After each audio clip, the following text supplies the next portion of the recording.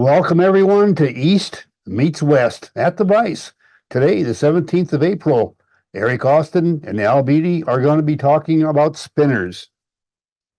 Let me get my friend Eric in here and we can chat about spinners for a minute and get started on that. Eric, what do you have in mind for us? Well, I've got a very pure East meets West thing going on, I think. The earliest spinners I remember were hen hackle wings. It was a rusty spinner with hen hackle wings, didn't have a split tail, and had dubbing for the body. Um, Years later, that was in the 60s. Years later, I started, I think on one of my earliest trips to Spring Creek in Pennsylvania, I was researching what to use there. And AK Best had a variation of a hen wing spinner with a quill body. And I can't remember, it was an article that he did about fishing Spring Creek in PA. So he was a Westerner going east, and he created the fly I'm going to tie, which is a quill body hen hackle spinner he created a sulfur version for Spring Creek. So a couple years after that article was published, I took this fly to Spring Creek myself, and man, just had one of my most memorable nights on Spring Creek with this fly. And here it is. Now I don't know if AK Best had split tails or not on this. I can't remember. And the article now is long gone. It was online, but I can't find it now. So I've done mine with split tails because I like split tails on spinners. Um, but this is basically his fly. Um, and here's the recipe. And nothing too complicated here. You can use any thread. You can use any dry fly hook. Um, I'm going to use Coq de Leon on the tails. It doesn't matter. Um, and I use D's quills for the stripped hackle stem. I don't strip and dye my own. I do a lot of dyeing, but I haven't gone there. Um, and the wings are just white hen hackle, and this is whiting American. Now, not all of these will work. You need some of the really small stuff down at the bottom here, about that size.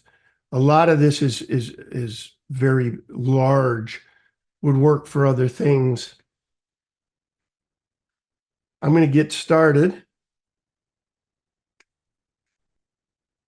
A little space. I'm going to use my own, I like a wide spread on my tails, and most of you have seen this before, but I'll do it again. I'll leave this tag long, go to the end, and make a thread bump with X-wraps. And I want a pretty serious bump. I used to try to keep it as small as possible, but sometimes I wouldn't get the spread I wanted. So I'm making it bigger these days, about 7 sets of X-wraps or so.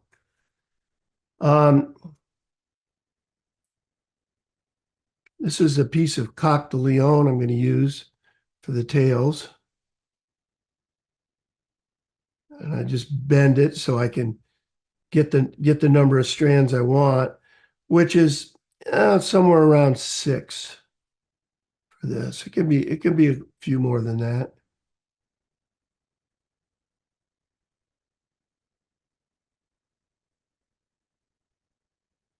I want about hook length. I like long tails on spinners. I'll grab it there after measuring it. I'll put it right up against the bump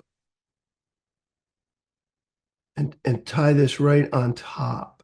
And I'll go about halfway back to that thread bump.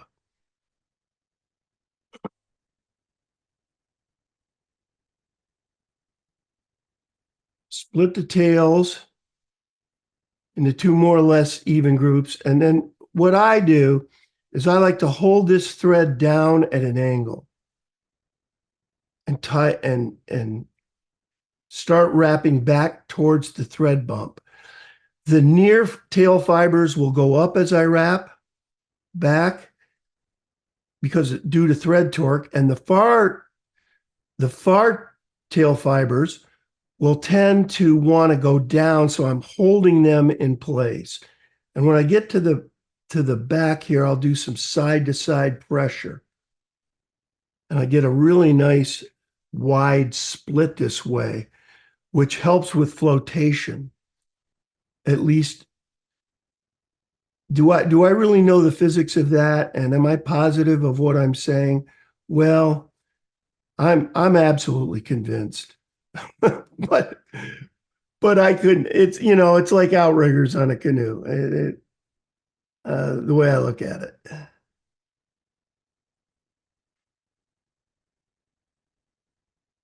And these do float fairly well, so I'm going to say it's working. All right, I want to post the thread now at about the 1/3 mark on the hook. That should be close. And I've got a couple of feathers that I'm going to tie in back to back so that the tips splay out. Let me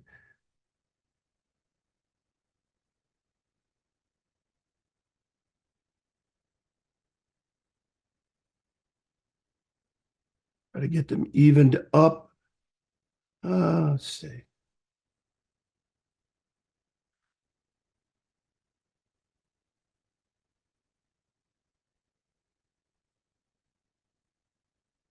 And I'll separate them out. Again, I want these to be about hook length. Might be a little long.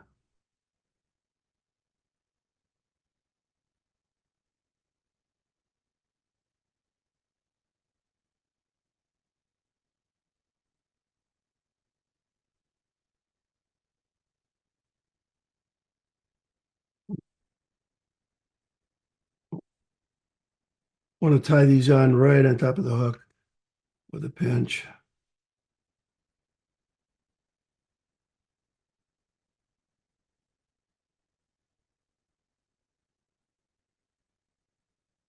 About 5 turns back, and then I'll cut this short at an angle, but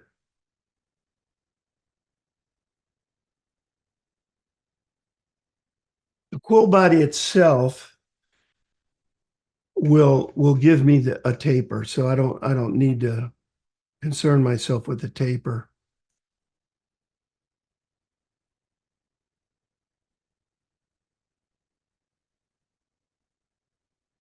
Sometimes I will tie in the quill body right after putting the tail on. I didn't this time, but it's just saves you one pass of thread. These quills get really flimsy around the tips. I've got 2 here. Might even take a little more off. I've been soaking these today, so hopefully we won't get any splitting.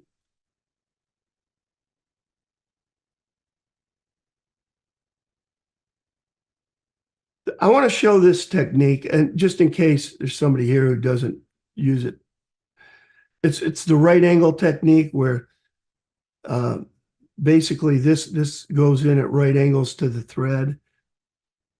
I like to take a loose loop of thread when I do this. I got this.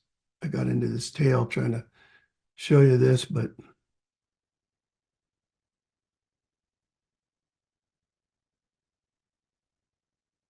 and the nice thing about this technique, if you don't get into the tails, is the stem then, or the butt section, or in this case, the tip, will get tied off underneath the hook. You do it that way.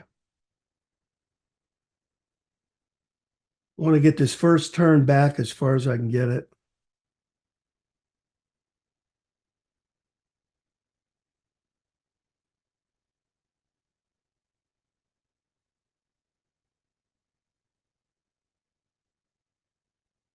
Yeah.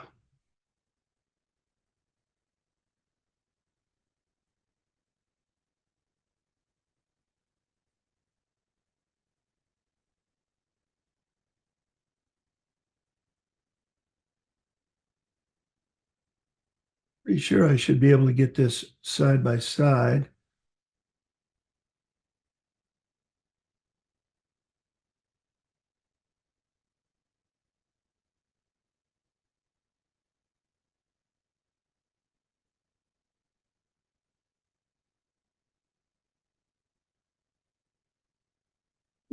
Maybe one more.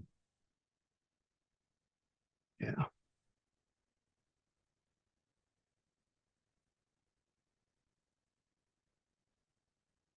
Trapping it a couple, 3 times. Cut it. Next we'll post the wings up.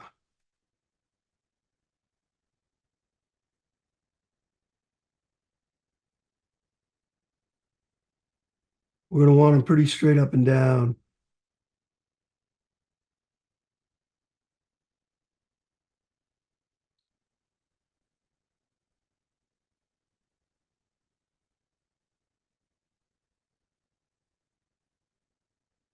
There we go.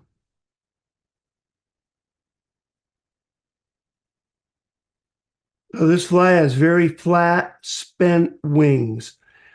And that can be a problem when you're fishing the fly. This fly is tough to see, I think. So it's one of the reasons I switched to CDC and do a little different winging. My winging technique for these is I start with diagonal wraps on the near wing, holding the near wing in place, trying not to affect the far wing, and I go up the wing with about 4 or 5 wraps, 4 or 5 turns. Oops. And I don't want to do that, what I just did there. We start again.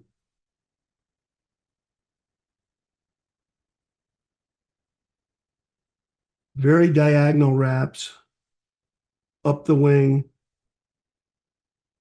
4 or 5 turns.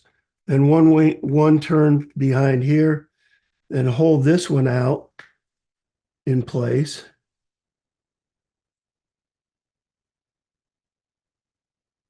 And if it twists on you a little bit, try twisting it the other way a lot.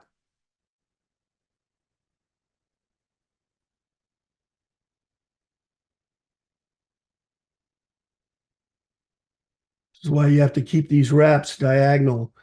You tend to affect the near wing if you don't.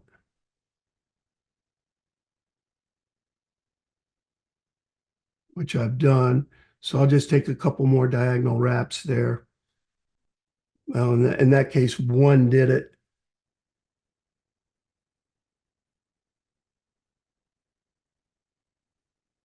Just want to get these wings as flat as I can get them. And I want to do it with thread. I don't want to try to rely on the dubbing later to place the wings where I want them.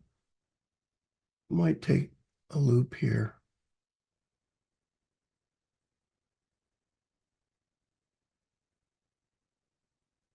Did one set of figure eights there just to try to keep these. Yeah, That's the way I like them. I got to make sure I don't too much tension on that. All right. Now all we have to do is dub. I'm using a pretty rough dubbing here. This is Renee Harrop's Professional. You can use anything really. And I'm gonna wax the thread a little bit because I always like to give Al's dubbing wax a plug. Checks in the mail, Eric. Checks in the mail. All right. All right. That's what I wanted to hear. No, I really like this wax, and it's so convenient to use. I have my own wax here. Here's some of it here, as a matter of fact, and it's not convenient to use. So I like it for certain things. It's a little, it's not as tacky as Al's. Let me zoom out here so you can watch this dubbing.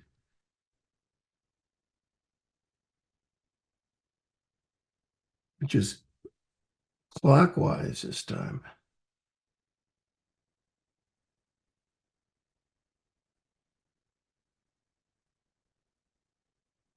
And this isn't fur dubbing, so you can get it fairly compact, but it's almost a wool dubbing. It's flax or something. What I like about this dubbing is it floats the fly well.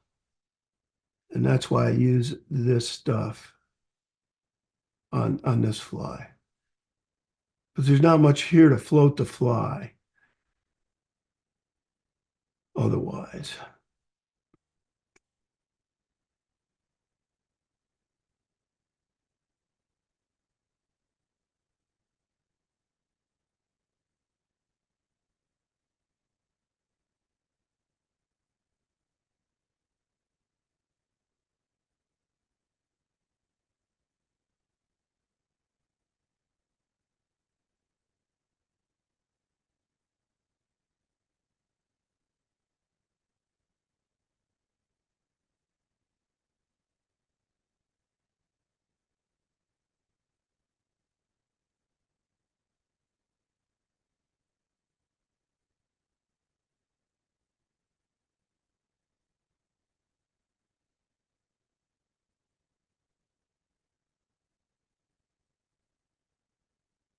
It's not a bad idea to angle the wings up slightly.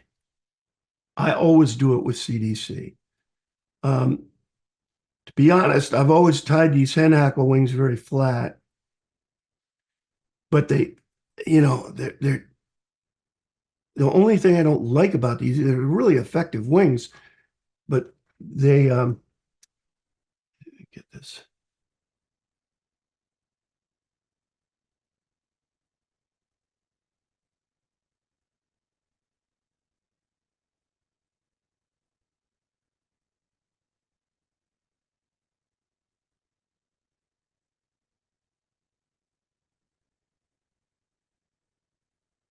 They're just hard to see on the water at times.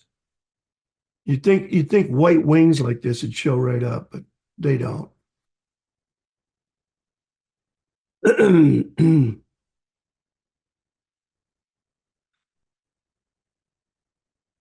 And you can leave this extraneous dubbing if you want. I usually pluck it off.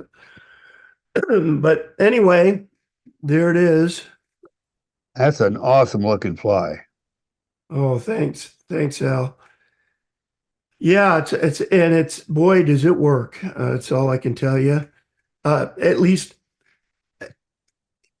it works. This exact fly works great on Spring Creek in Pennsylvania. And I don't know if my friend Tom's here tonight.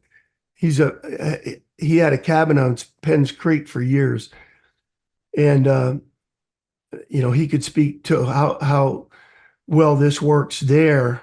But I'm sure if it works at at Spring Creek, it's going to work at Penn's as well. There's no doubt in my mind. I don't have firsthand experience with it because the only spinners that I typically fish there are these great big mahogany spinners for the March Browns. So anyway, there you go. And Al, I think it's your turn. I thank you, Eric. I'm going to put a side by side there just in case there might be a question or two from the folks out there.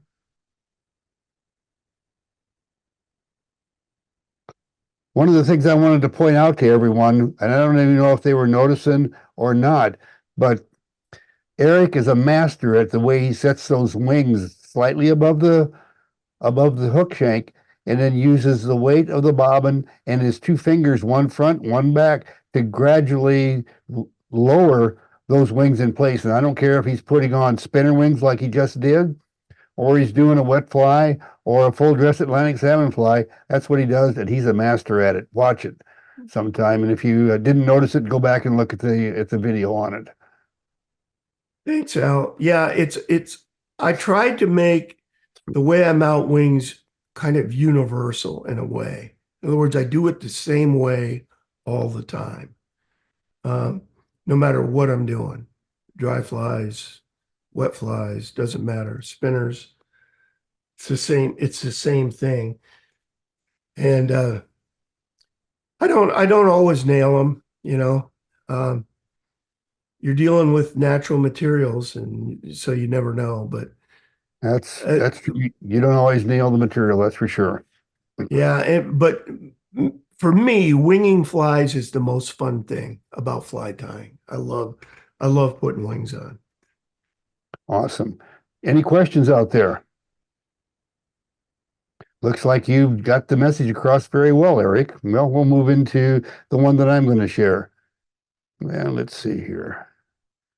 And like Eric, let's start out with the recipe. And this is a Wonder Wing spinner. It is a concept fly like almost everything I tie. It's not a specific pattern. So you see that there's a lot of variation in the recipe. It can be a size 8 to 22. I'm going to use gray thread today, but I use everything under the sun. Most of the time, black or gray. The tail will be hackle barbs, and it's going to be like Eric had. It will be a coq de leon. Sometimes I put on a rib. Sometimes I don't. I'm not going to tonight. And the body could be quill, peacock curl, stripped, or a biot. And I'm going to do a biot body tonight so that you can get a comparison between the biot body and the quill body in what we present today. The wings are Wonder Wings, and we'll spend a little bit of time talking about them. The thorax can be dubbing, whatever color you want, or whatever is required for the insect, or peacock, and I'm going to do peacock. The hackle is optional and can be choice. I'll show you a sample of one with hackle on it. I really prefer it without. I think it just overdresses this particular style of a fly. And the head will be thread. So let's take a quick look at the materials themselves, and I'll just point out what we'll be using here. And now I'll just point out the fact, well, I'm using hooks, obviously. These are size 12. This right here is coq de leon fibers. I've already got them in a clip waiting for me. I'm going to be using a Whiting Farms turkey biot, peacock, and a Whiting Farms, like Eric did, but a different color, but a Whiting Farms American hackle for the Wonder Wings. And then you can see a clip right down here that I have with a couple already selected. But anyway, we'll get out of here and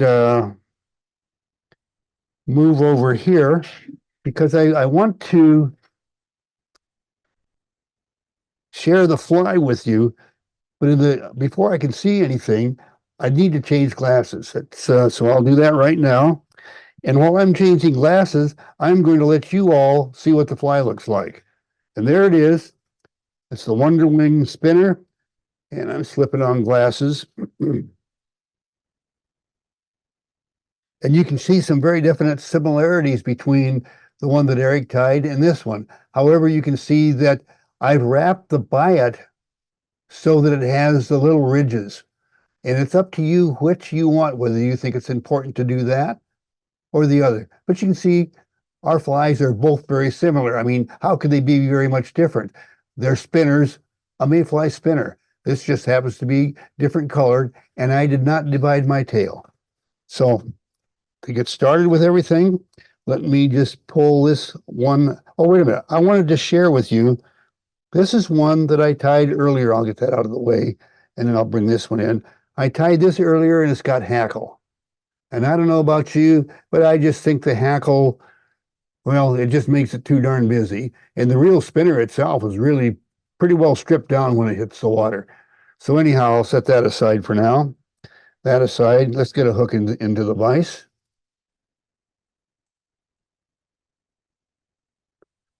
All right. Let me slip over here to the materials area and I'll grab a couple of things. First, I need my gray thread. I'll set that over there, and I'm going to need tail material right off the bat, so I'll set that over there as well. And we'll come back to the vise. And for those of you new to the channel, you know that I keep my thread stored under an O-ring. That just keeps the darn stuff from coming undone. I know there's something about me and thread, it always comes undone. So when I started using O-rings, that helped the process. Now I'm going to go to a position on the hook shank about 1/3 back from the hook eye. That's where I will be setting the wing, and that's where I put my first wraps. I'm going to wrap part of the way to the end of the shank and stop. And I never tie hackle barbs or a tail on anything but a bare hook, except in a few rare occasions. And here is the feather that I've got. And why am I using this color? It's because the one that it was left over from the last batch of flies that I tied. I'm going to just grab a bundle of these, and I want them to be a little bit longer than the hook. Set them in place, tilt them down on my side. Looks like I've got a wowzer in there. I didn't want that, so let me re-grab those. You see how those tips are not quite lined up? Well, I'm going to see if I can change that. I'm going to pull everything down, get them a little bit better. Now they're a little closer in length. And what I'm going to do now is I'm going to cut this off back here so they won't miss a line, and maybe I can keep them about the same length. A little trick there on lining up your hackle fiber tail if it doesn't want to line up. Start on my side and let thread torque bring it up onto the hook shank, top of the shank, wrap to the end of the shank, and back to my starting place. I'll trim off the waist and come forward right back to my starting point at the 1/3 spot. Now, before I get my hackles out here, let's take a look at a feather off of that whiting hen cape. And I want you to notice that this out here towards the tip, the shaft down the center here is very, very slender. In fact, down in here is almost non-existent.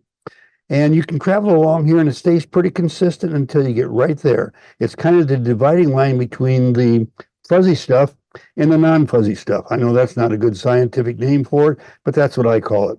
So the part you want to get rid of when you're doing wonder wings is where the stems get big.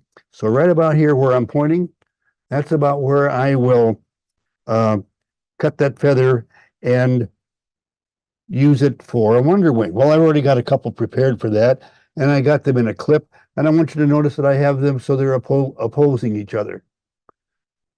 And that I have the both of them trimmed so they're about the same length. Now, a wonder wing is produced by sweeping the fibers back on the stems of two feathers that are opposing each other like that. So you've already seen that. And now I've swept that back, and of course, my division between top and bottom is really messed up. And we'll talk about a couple things here. We've got the stem part on, and I'm not going to flip it over, but on the other side, well, maybe you can see it. Won't be sure, but yeah, you can see, and the stem on the other side, they need to be that length of stem on a standard dry fly where the wings are standing up. You want that to be about half the length of the hook shank. But on the spinners, I find I want that to be a little bit less. So I'm going to use my bodkin now to select both feathers, top and bottom, and get those all lined up. Now they're the same on either side, and it's less than half the length of the shank. And why is that? In fact, I don't have them evenly divided. The one on top is slightly out of skew. There we go. Now they're even, as you can see. I want on my spinners, I find because the wings are out flat, I will have a corkscrew problem if I make the wings too full on this particular wing. Now, I fish a lot of other kinds of wings too, but when I'm using a Wonder Wing, it'll catch air too much if there's too many fibers there. So I am going to now tie the Wonder Wings on and get ready to separate them. And what you don't do when you're tying on a Wonder Wing is pull them out to length and tie them on. You will end up with an awful mess because thread torque will take all those fibers and twist them around each other. What you do instead is you get it very, very short so that you can temporarily use this short length of stem as a positioning device for those fibers so that thread torque doesn't mess it all up, just like I did right there. Two turns, not real tight, snug but not tight. And now I'm going to gradually relax my left fingers and pull the wings out to the length that I want them to be. Well, you would think after 60 some years at the vise that I would be really good at guessing that. Well, I'm not worth a darn at it. I still have to measure the darn things. And there's a hook, and I want them to be equal to the shank. And so there they are. Now I'll tighten up that thread and anchor them in place. Now I want to trim off the waist, and I'm going to trim that waist at a severe angle, and I always come in from the off side of the hook so that I can get a nice taper on those so that they blend really well with the waist from the tail. See, that makes a really nice taper. I'm going to have a nice smooth underbody, and with a smooth underbody, I'm not going to be having a problem. See if I can trim that without losing the whole thing. Anyway, without having a problem with the outer body. You have a really difficult time getting a good underbody if the outer body, or if you have a good looking outer body if the underbody is messed up. Now let me get over here to my whiting biots. And I've already got some selected out here, but I pulled out a long one and I took one of the biots out. And as you can see, that's what we're dealing with. And I've already got one selected right here. So you can see what we're working with. We'll just get back over here at the vise. And that's what we're going to be tying with. Notice that it's a kind of triangular shape, very fine on the point, wider towards the back. And just like with Eric's quill, this one will be the same thing. It'll be narrower at the back than it is at the front. And just like Eric did, I use about the same procedure. I stick it in there and allow it to position the biot on the bottom side of the shank. Wrap forward. And one of the things about these short biots, it's pretty difficult to wrap the doggone things without using a hackle pliers. So I'll get my hackle pliers hooked on there. Come on, quit jumping around here. There we go.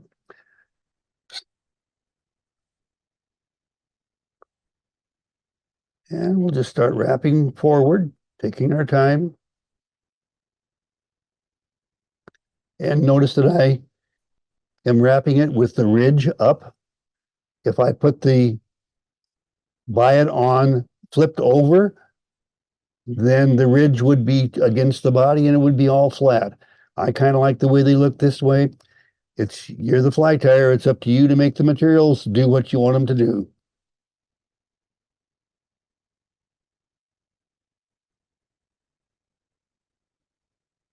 And we'll just go ahead and tie that guy off right there. Trim the waist. I can get that out of my pliers now. And now let's go take a look at the wing, or the wings, plural. I'm just going to pull them apart, crisscross between them.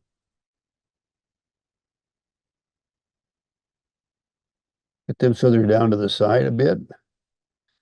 A little wrap right there on the near side. Far side is still tilted forward too much, so let me kind of set him right there in place.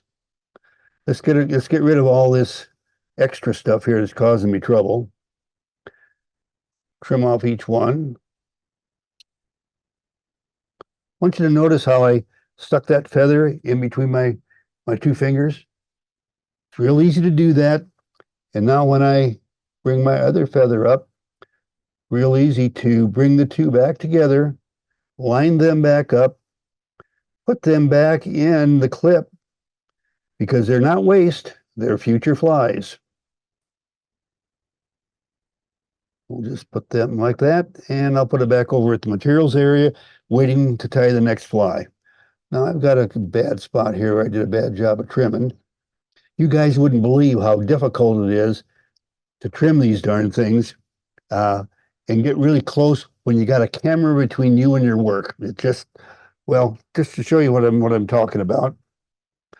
That's the camera and that's the vise.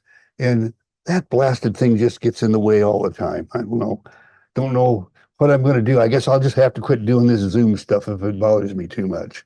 It doesn't. I'm just joking with you. Anyway, let's get back over here and get some peacock. Now, I've got a pretty lousy piece of peacock here. In fact, let's get over to the vice camera, and you can let's do the opposite side one. I want you to see these are crooked and mashed and everything, but I'm just going to go ahead and use them and make them work. I'll just go ahead and tear those off. Get back to the near side, and oh boy, maybe I shouldn't be trying to show you how to use all this bad stuff, but we'll make it work. I got 3 of them there. I'll just tie it in place. Now I'm going to use a Dutch Bachman trick using the weight of my spool of thread and the bobbin holder to keep those 3 strands of peacock tight together. So just the weight of that allows me to advance forward. And you see how the weight of that thread from the thread pushing against those fibers make it really easy to keep them together. They don't go slipping apart on me. Whoops.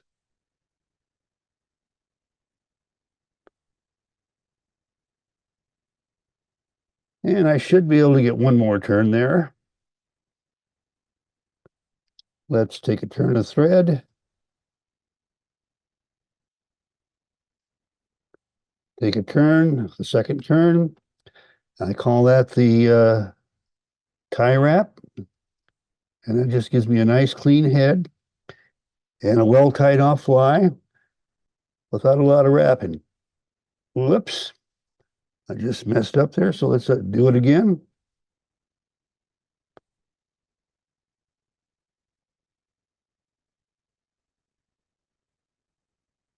I'll just go straight to the whip finish instead.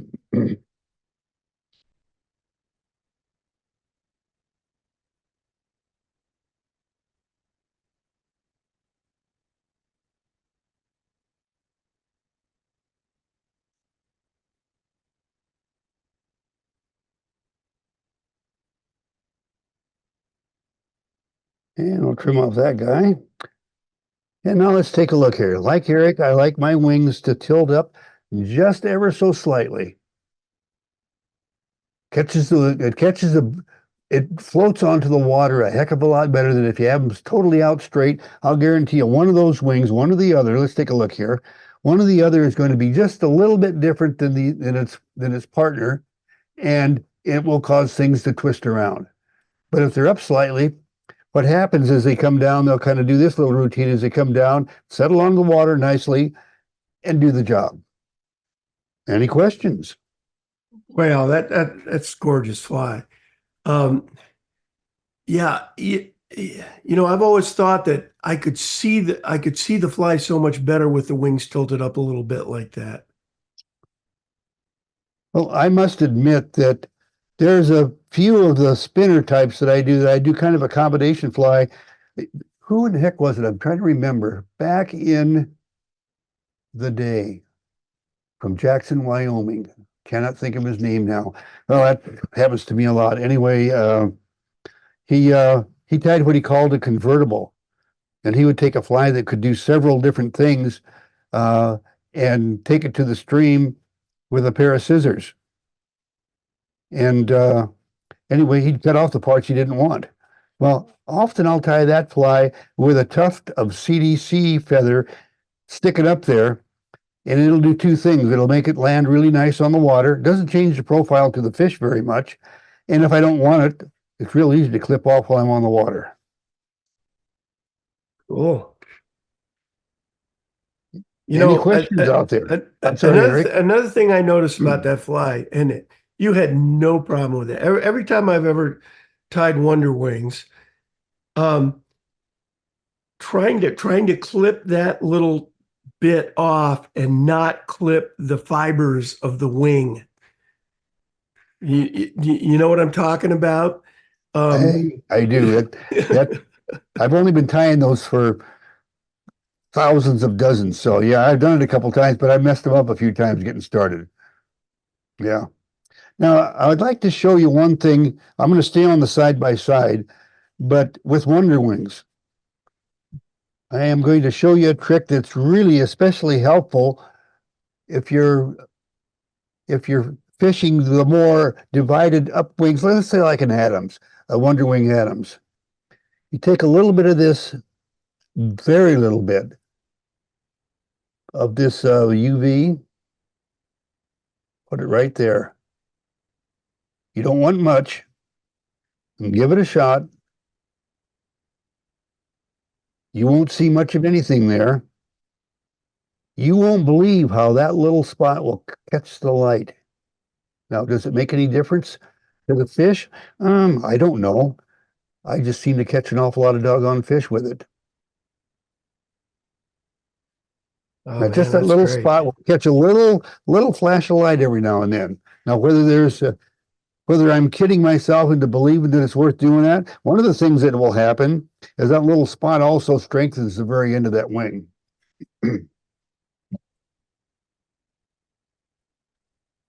I'll put this stuff away.